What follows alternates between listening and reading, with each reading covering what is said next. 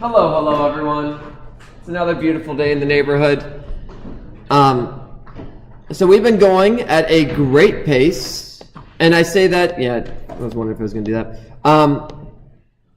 A great pace, I feel, but like I say that, I feel like I hopefully haven't been going too fast. At any point, if you all have questions, ask a question. Like if you feel like I'm going too fast and it doesn't make sense, let me know. But it just seems like energy and momentum went quicker than when I was planning all of this, expected it to go, which is not a bad thing. So today we're easily going to finish these last two problems. We'll spend some time on those. We'll see how long they take. And we will probably start the next thing, which will be universal gravity and oscillators. Hopefully we won't finish that stuff till next Wednesday. Which will then mean, so if we just look at a nice little calendar. So we're going to finish momentum stuff today because we're doing great. I even looked at the problem sets and I was like, is there any other problems worth doing? Honestly, the ones I have kind of cover all the different types that there's going to be. So me doing more doesn't really do too much for you all. So yeah, hopefully finish this today. And then, we'll start universal gravity and oscillators. Hopefully finish that next Wednesday. And then Friday of next week, and this is kind of good planning for you all. So next Friday, I am not going to do any clicker questions or anything like that, because next Friday is just me going to go through each week. It's my review day. Like, we'll start reviewing for the test, basically. So next Friday, what I'm going to do is, I don't remember if I did it with you all, but I think I did. I'll make a PowerPoint where each slide will be like 1 week of what we covered. Here are the main things you need to know to be successful on the test. And it'll be really nice for us to do that this Friday, because then you'll have spring break. You'll know what to look over, make sure you're good with. You'll have that checklist over spring break. When we come back from spring break, that Monday, we'll do another kind of review day. I'll do some problems, some reminders, that kind of thing. And your all's test will be the 27th and the 29th. Same as last time. The Wednesday will be the multiple choice, 20 questions. You got the full 50 minutes. Friday will be the free response, which inevitably leads to the question of how's the grading going for the free response. So on Sunday, Sunday or Saturday, he sent me a message saying that he'd gotten through the second version. So that means he is on track to finish the third version, to finish grading it by the end of this week. Once he has it done, I will try to get the grades posted the next day. So, hopefully by the end of this week, you'll all have your free response grades. Apologies for the delay. It is a lot of grading. And yeah, I'll check with him, kind of see if he expects the next one to do the same thing, all that kind of jazz. But yeah, hopefully we'll have that done by the end of this week. Mm-hmm. Will you be passing out the new note cards next Friday then? Ooh, that's a good point. Yeah, I already have a bunch in my backpack. Yeah, so next Friday, I'll have the note cards. Again, you get a 5x8 note card, just like the last one. You only get one. So you're going to want to make a new note card, because this is not on the stuff from test one. It's completely new stuff. So you're going to make a new note card. And I will tell you all for the final, what's going to happen on the final is you have a choice of either 2 5x8 note cards. I'm not going to provide those because that's 400 note cards for just you all. Or it is very convenient that the sizing I've picked for these note cards, if you put 2 5x8 note cards together, you get a full sheet of paper. So you have the option on the final to use an entire sheet of paper front and back, put whatever you want on. Hopefully you have paper. That one I think you all will have, so maybe I have some scratch, whatever. So, anywho, let's go ahead and continue on. So last class we talked about momentum, conservation momentum, and remember it was really straightforward. Momentum is m times v. It's a vector, so all the x's, you treat as x, let me pause there. Momentum is m times v, and then we said momentum is conserved, which means that the momentum I start with is the momentum I end with.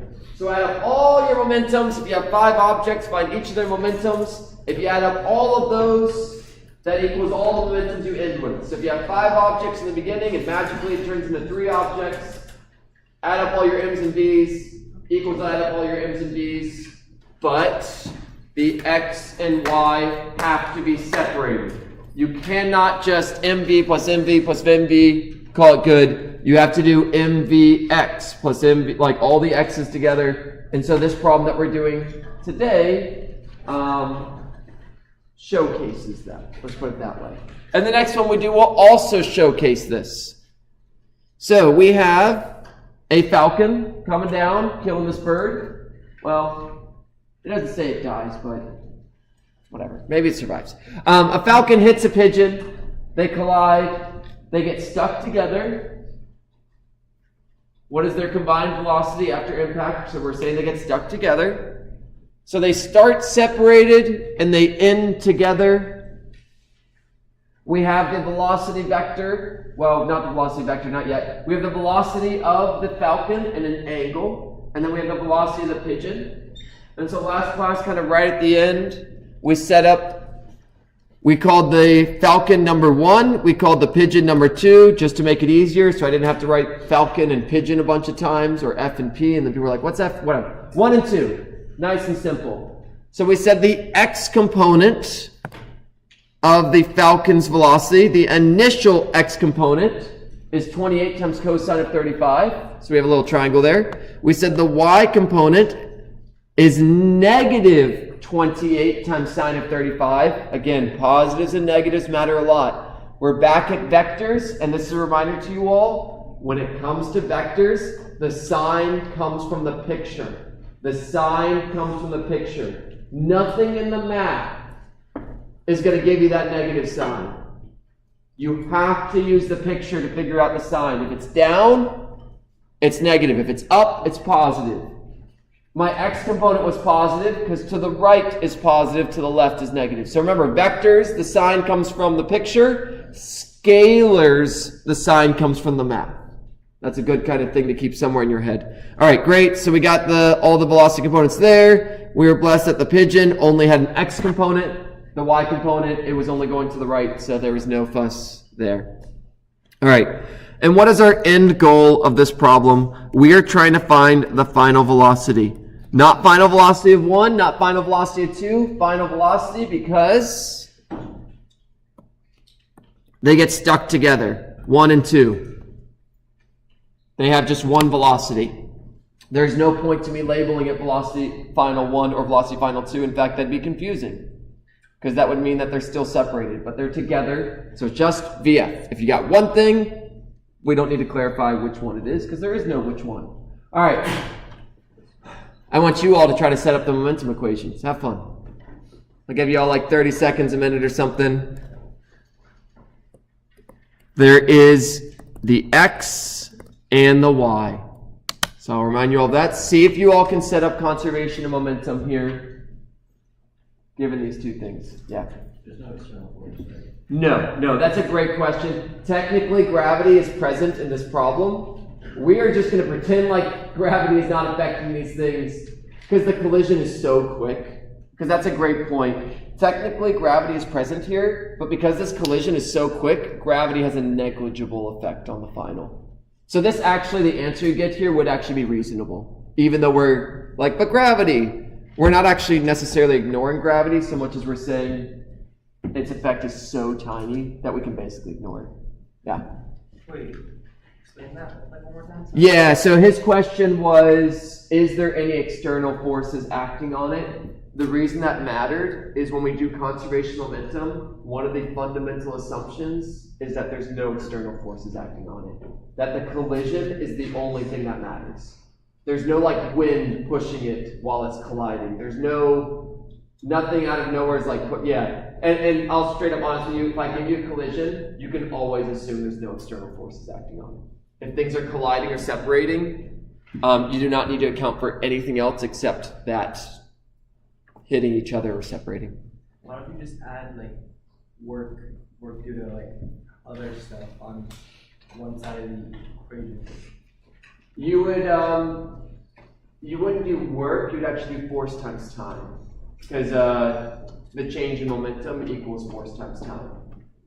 The change in energy equals the work. The change in momentum equals the impulse. And impulse is force times time. But you won't have to do it. Right. Yeah. All right, so that was hopefully some time for y'all to kind of set this up. So again, we just set it up, beginning and end. So in the beginning, I have mass 1 times velocity 1x plus mass 2 times velocity 2x, two separate objects, each with their own mass, each with their own velocity. Technically, let's put little initials here, because in the beginning, there is a beginning and an end, all the subscripts, so much fun. Every single subscript is important. If I didn't need it, I wouldn't put it, but they're necessary. Equals mass 1 plus mass 2 times V final x.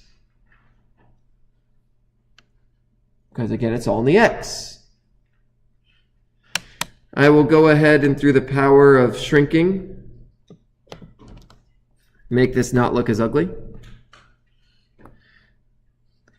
So that's the x1, and the y1 is basically the same thing, but with y's. Basically, it is the same thing, but with y's. Not even basically, it just straight up is. If you have two objects that start separated, you just got to write the equation for x and y. So m1 v1 y initial plus m2 v2 y initial equals m1 plus m2 times vf y. And at this point, y'all, it's just plugging in numbers and solving. Each equation only has one unknown. We know m1, we know v1 x initial. We know m2, we know v2 x initial. We know m1, we know m2, we can solve for vfx. The same for the bottom one. But the nice thing is it's actually quite simple math. Nothing we're doing here mathematically is that hard. We did not have to do a system of equations. So let's go ahead and take this on a new slide, plug in the numbers, see what we get, because there is one last step. If this was it, I would just say have fun, have a great time. But one, we got some time. Two, there is a last step to this. This problem did not say find vfx. This problem did not say find vfy. This problem said find vf. Vectors, y'all. They're a good time. All right, so again, at this point, you just plug in the numbers. A lot of writing, but no way around it. 0.9 times 28 cosine of 35. Oh, gross. I'm going to go ahead and simplify that because I do not want to type that in my calculator, or I don't want to have to write that down. I guess it's the same amount of work. Either I plug it in now or I plug it in later. It's all the same, I suppose. Cosine of 35 plus 0.325 times 0. That's nice. Nope, not 0. That's for the y1. Equals 0.9 plus 0.325 times vfx. When I plug this in, I don't want to have to plug it in twice, so I am literally just going to divide this to the other side and plug it in one big go. The ideal, in my opinion, is that you only have to hit enter on your calculator one time. That's just my preference. I have found that when that is the case, I am less likely to make mistakes. And it's also, instead of having to check what I've plugged in a bunch of times, I just check it one time. Okay, so 0.9 times 28 cosine 35 plus 0.325 times 7, all divided by the total mass. And I get a final velocity in the x of 18.71. And we think, does that make sense? That is always a question you should ask yourself. Not just when you're in college taking classes and taking tests where, you know, your grade's on the line, but when you're an engineer or doing literally anything in life. Literally anything you do in life, if you're making a decision and it's depending on how important that decision is, you should ask yourself, does this make sense? That's just how you check your stuff in life. if you are building a bridge and you get it, oh, I need this much steel to build it, does that make sense? Is that a reasonable amount? So that when you order it, you don't order too much or too little. How do we know that this makes sense? So the Falcon, if we do that 28 times cosine of 35, we get an answer of 22.93. Whenever you have an inelastic collision, so this is 22.93. Whenever you have an inelastic collision, your velocity will be in between the two objects that collided if they're moving in the same direction.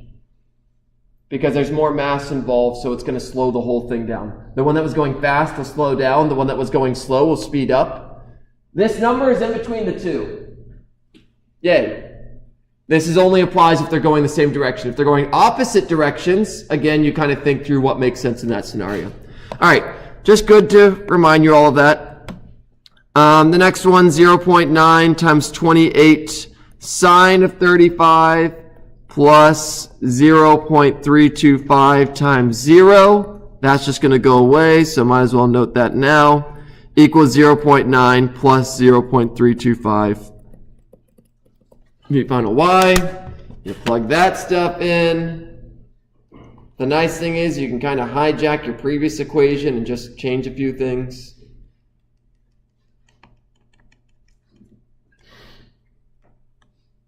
So 0.9 times 28 times sine of 35 divided by my total mass, and I get 11.8.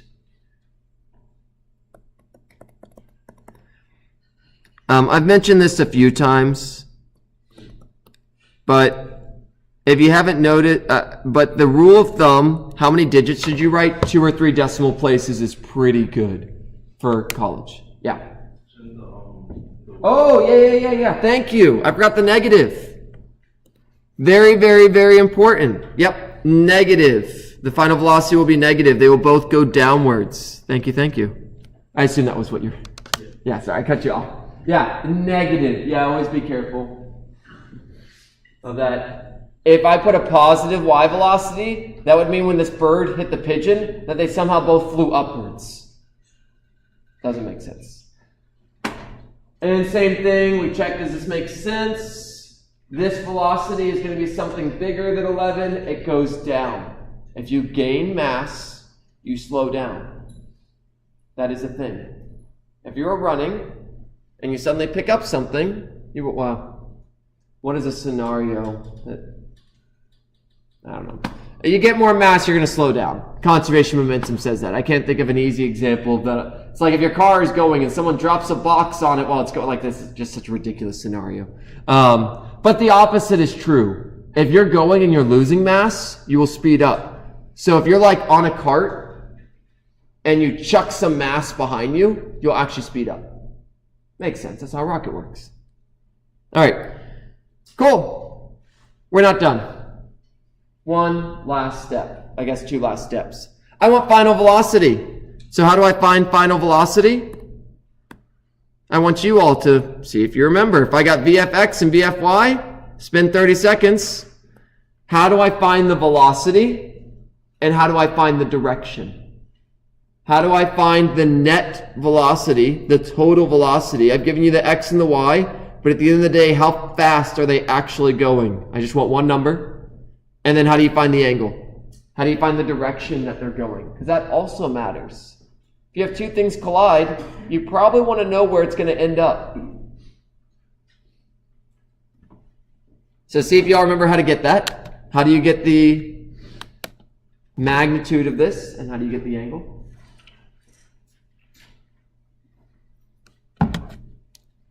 Let's draw a pretty picture, y'all. Whenever we have vectors, so I have the x going this way, that's 18.71. I have the y going downwards.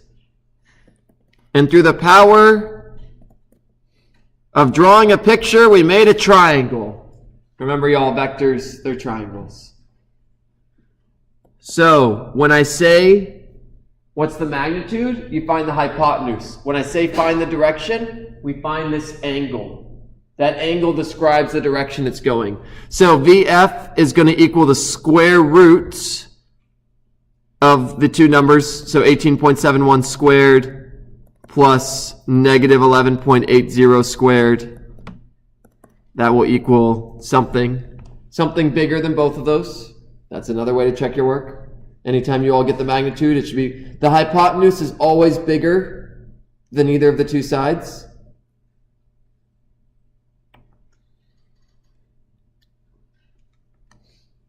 We get 22.12 meters per second.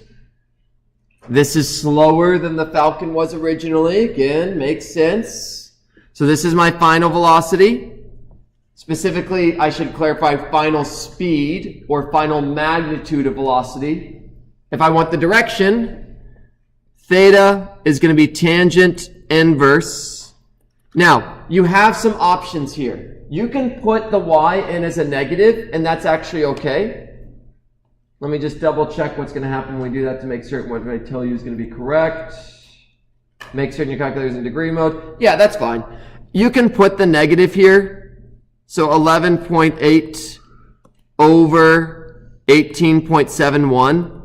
And we get an angle of negative 32.3 degrees. That just tells us we're 32 degrees below the x-axis. 32 degrees below the x-axis. So this angle here is 32 degrees. This angle is 32 degrees. It's not technically, the negative just tells you it's down versus up. In general, here's what I actually recommend you all do. When you're doing the angle, just put them in as positives. And then say it's 32 degrees below the axis. You will run into problems if you put negatives in, if it's like pointed to the left or something like that. It'll just do the positives and say, so what is this? 32.23 degrees below positive x-axis. Or draw a picture.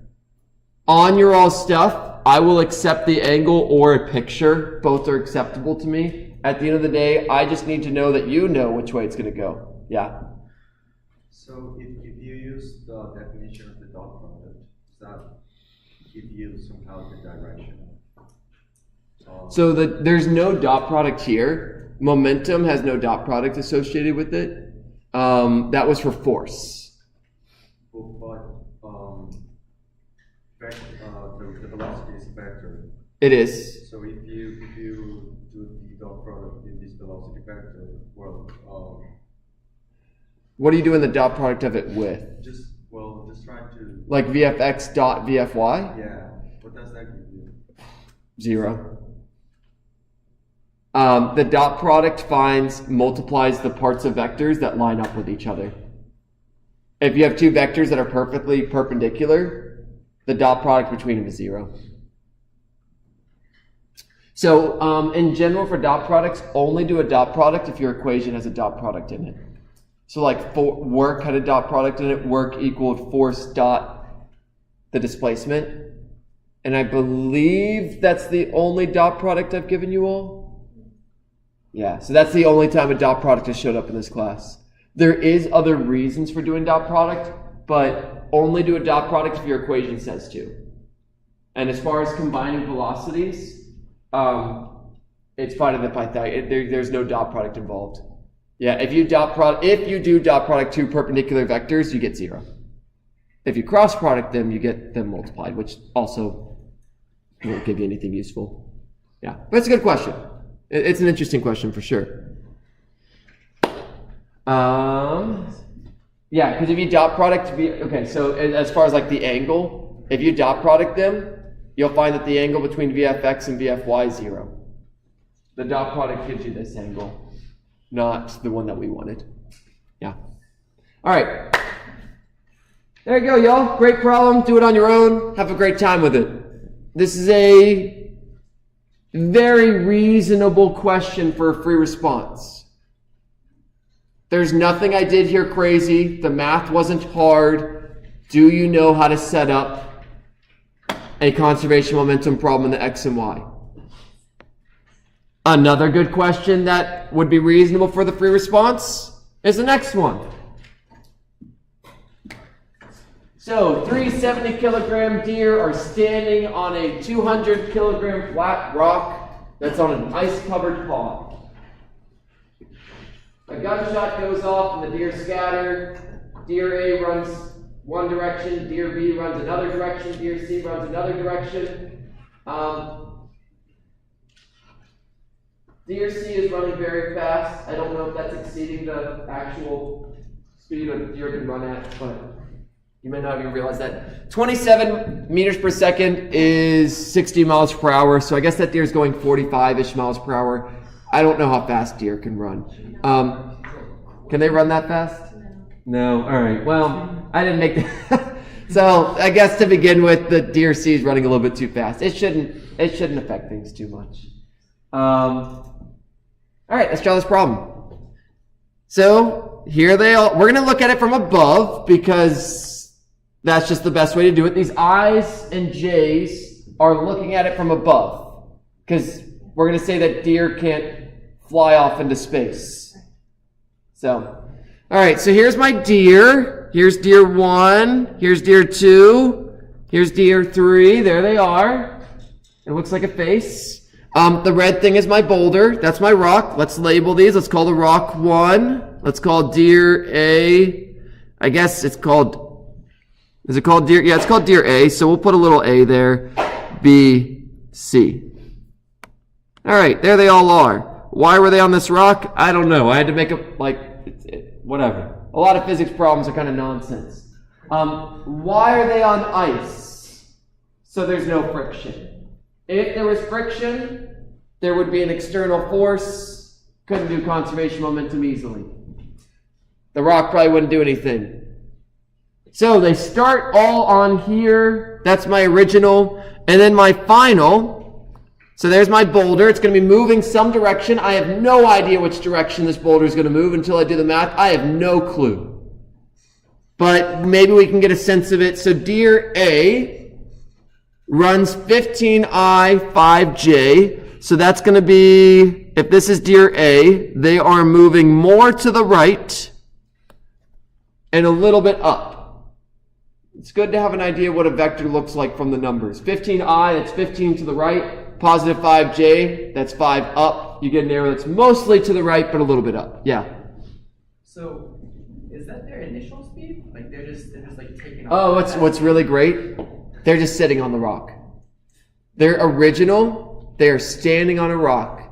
So the original velocity of every single thing here is 0. So once they just start to accelerate, they just automatically have that speed.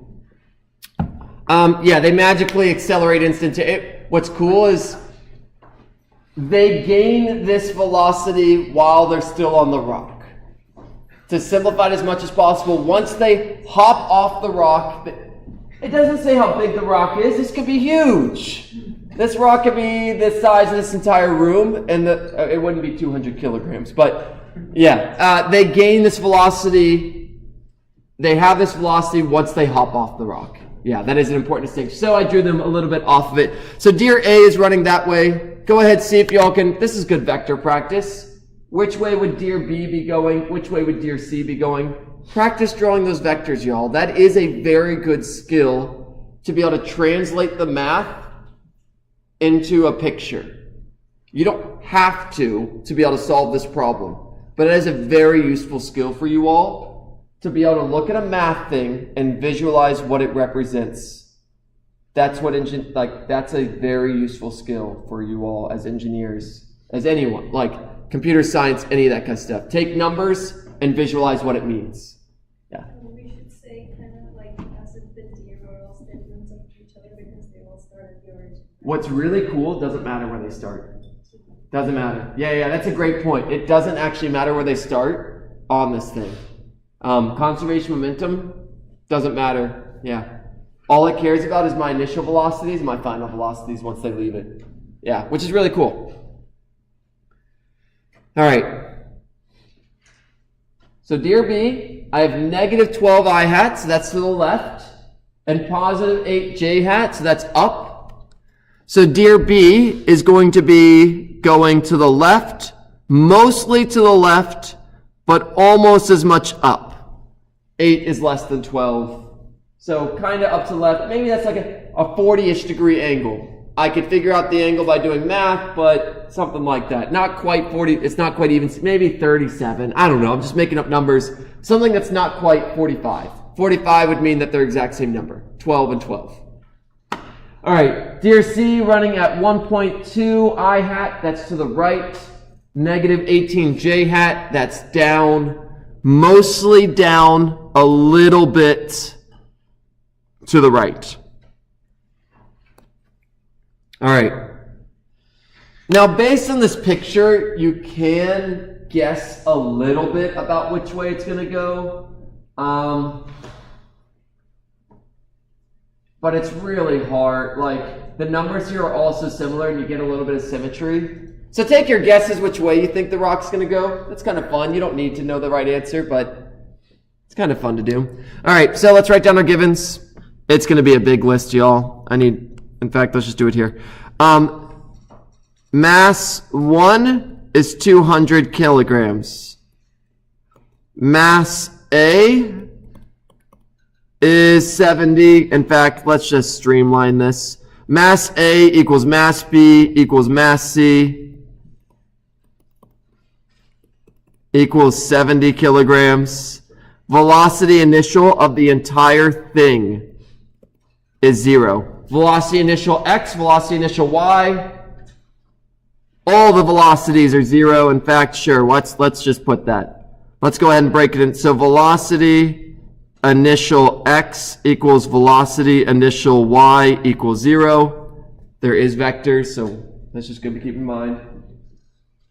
All right, and let me give myself a bit more room so I have a place to rest my hand where it's not going to scroll the thing and ruin all the things. Lovely. That's totally what I wanted.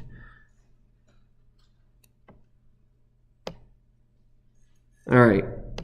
So, this is going to be a lot. All right. Velocity AX equals 15. Velocity AY equals 5.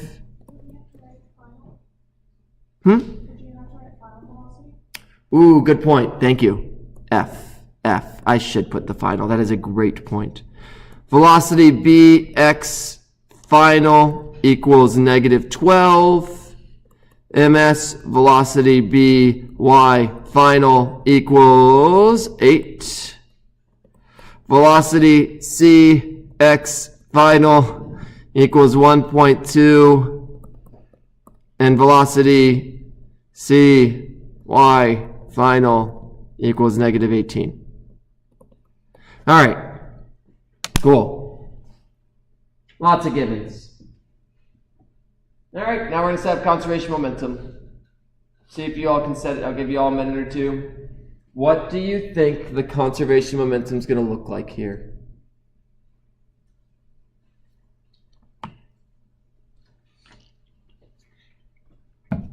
While you're thinking, I'm going to give myself a nice slide to write it out as well. The good news is, mathematically, this problem is going to be very simple. As gross as it may seem, inelastic collisions, the math ends up being very simple. Just like the last problem. Yeah, that's it. Inelastic collisions / separations. Yeah, that's a great point. / separations, yeah. Yeah, go for it. I know this is the way it works, but why wouldn't we just start from the magnitude because the kinetic energy, or the momentum could be described via the magnitude being the same, right? You have to break it into... would that work? I don't... I'll have to think about that and have to try that. It may work. And we could have potentially done that for the last one as well, then in that case. It won't give you direction. No. So that kind of runs into a big problem. But it may, yeah, it may. I would have to try it to be sure. Because momentum is a vector, and you're not generally allowed to add vectors that are not parallel to each other. So I don't know if it'll work, but it might. I honestly, the way I would check that is I'd do it this way, and then I'd do it the other way and see if they agree. If not, it doesn't work. All right, so what are we solving for? We are finding the velocity of the boulder at the end. All right, so step 3, we got our x parts. So, m1. All right, let's just set up the right side. The left side is nice. m1 plus m2. Oh, they're not 2s, they're a's. ma plus mb plus mc times the initial velocity equals m1 v1x final plus m2, nope, gotta do a's, I hate these a's, m a v a x final, oh gosh, it's like a tongue twister, m b v b x final plus m c v c x final. Oh my gosh. All right. Again, I would not probably give one that takes this much time to write out because it's just a bunch of wasted time writing it out. Great news, y'all. The first term is 0. So, yay. The velocity initial is 0. So we're not going to have to write as much as this again when I put numbers in. Was that going to be your... Yeah. Velocity initial is 0, so that left side just becomes 0. I wrote it out just to show that, though. Wouldn't it be the x velocity? Yeah, let's put a little x there. Still 0. If my thing's not moving, it's not moving in the x, y, z, any other, well, maybe in other dimensions, but there's only 3 we know of. And I got, yeah. If the mass A and B and C are all 70, could we like take it out and do like? Yeah, that's true. You could simplify. Yeah. You could do that. Yeah, you could pull a 70. You can't fully pull it out because M1's not. So, yeah. So it was going to start from rest and it's not specified? If it's not specified, assume it starts at rest. That's a good rule of thumb. Otherwise, it'd be a really weird problem. If you have 3 deer standing on a block that's sliding along, that's even weirder than this problem is originally. So go with your gut. But in general, if you ever have questions about that, does it start at rest? Even on a test, you all can ask me that. I'll do my best to clarify that in the question to avoid a bunch of questions, but that's a good assumption. Yeah? Are you using an elastic or inelastic? Neither. It's separation. So what I did here, I did the momentum in the beginning. In the beginning, they're all together. So their mass all together, their mass is all added up times v. So this is the exact opposite of things coming together and getting stuck. It's things starting together and splitting apart. That's a good question. Yeah. All right. I don't want to write all the masses getting added together, so let's just be cool that the initial momentum is 0 in the y direction for the exact same reason as it was in the x direction. And then through the power of copy and pasting, I'm just going to copy and paste this and then replace all the x's with y's. I'll let you experience the good times of writing it all yourself. That's now a y, that's now a y, that's now a y, that's now a y. Boom, look at that. And this looks, I don't know if it, y'all tell me, does it look bad? Mm-hmm. Okay. The good news is, mathematically this is really easy to solve because we know literally everything in this except v1xf. So you just put all the numbers in, and it's a pretty simple algebra problem to solve for v1xf. Same thing for the bottom. In fact, I'll write it out.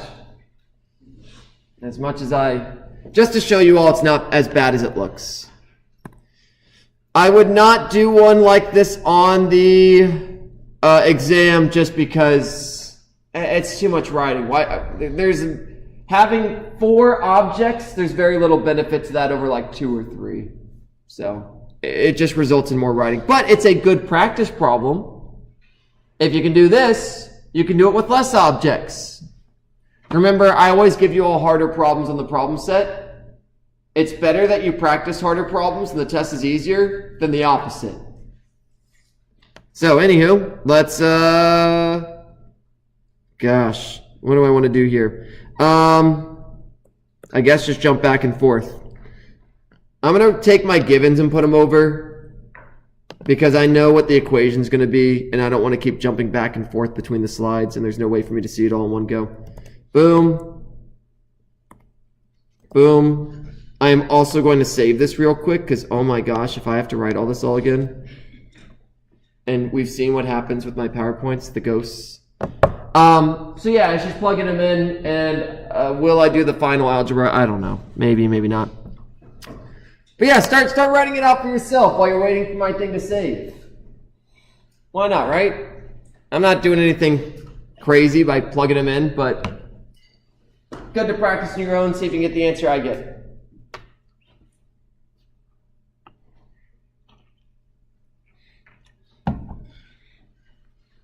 All right, it did it. Cool.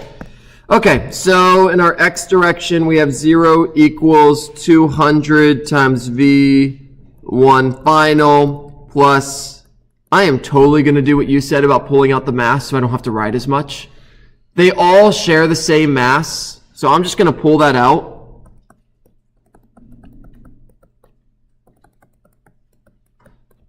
I didn't do anything crazy here, y'all.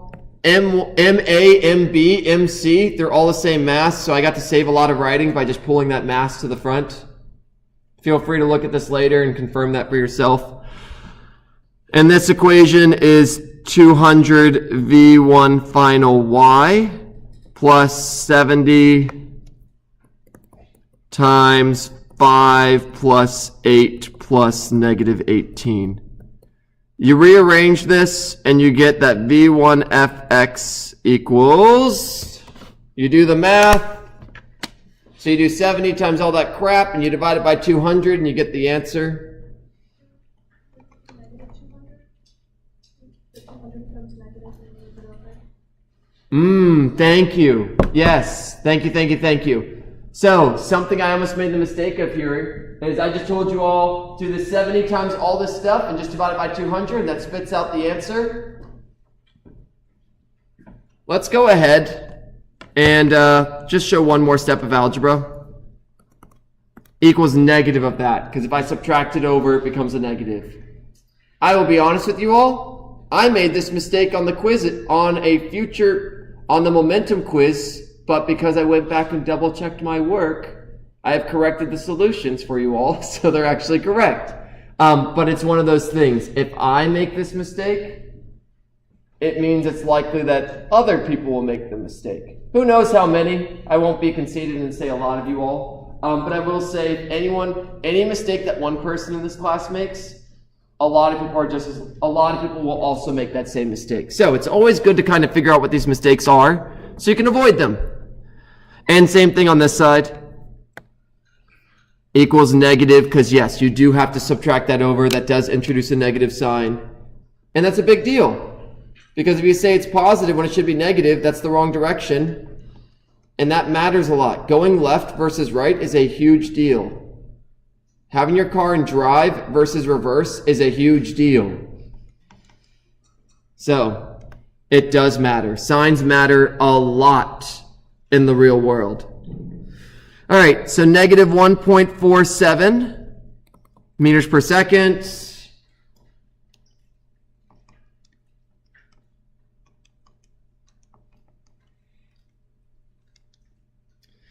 And the velocity of the boulder in the y direction is positive 1.75. So if we look at our boulder will go a little bit to the left, a little bit up.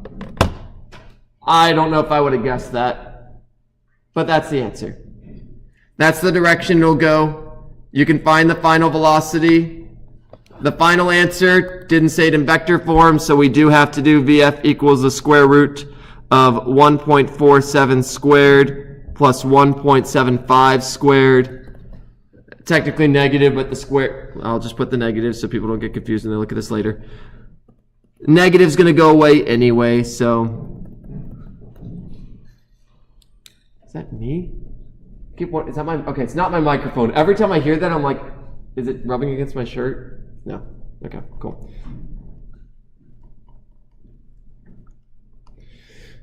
All right, non-real result. This is why the negatives you have to be careful of. If you put a negative in, you have to be careful to put parentheses, and it's just a hassle. If you know the parentheses, if the negative is going to go away, save yourself some effort. The angle. Okay, so this is where I told you all, just don't even bother with putting negatives when you're doing the angle, because let's look at this vector. So this vector is to the right with the x component. So VF1. This is VF1x. This is VF1y.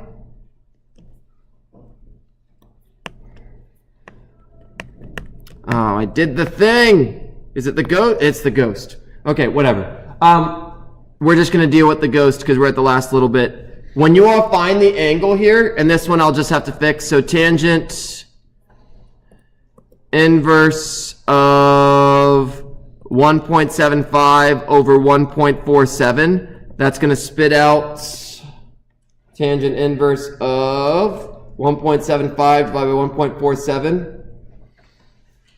49.97 degrees above the negative x-axis.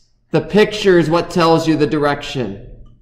The math will not tell you. This is 49.97 degrees above negative x-axis. You can see that from the picture. My vector points up like this, 49.97 degrees above that. If you just drew kind of a quick Cartesian system, this is positive x, this is negative x. Okay. And there you go, y'all. The boulder will slide. This is why it's not a good idea to stand on a rolling chair. Because, one, obviously the chair can roll around. But if you try jumping off a rolling chair, the chair will go one way and you go the other way. Conservation of momentum. If you are on a car and you shove something off the back of your car will go slightly faster. Probably not much. But yeah, we'll call it good here. Definitely not going to do anything in 2 minutes. As you can see, these problems took way more time than I thought just because it's a lot of writing, but make certain you can do these. If you all can do this problem, you will ace the test when I inevitably ask you a free response question about momentum. On the test, there will be one free response question about energy, one free response question about momentum, one problem that has energy and momentum. That way, no matter which two you pick, I'm testing you on energy and momentum. That's the main emphasis of the test, is those two things, with a little, like 4 multiple choice questions about gravity and oscillators. Most of the test is energy and momentum. So, hey, we covered everything about 9/10 of the test. So you got lots of time to practice. Make yourself proud.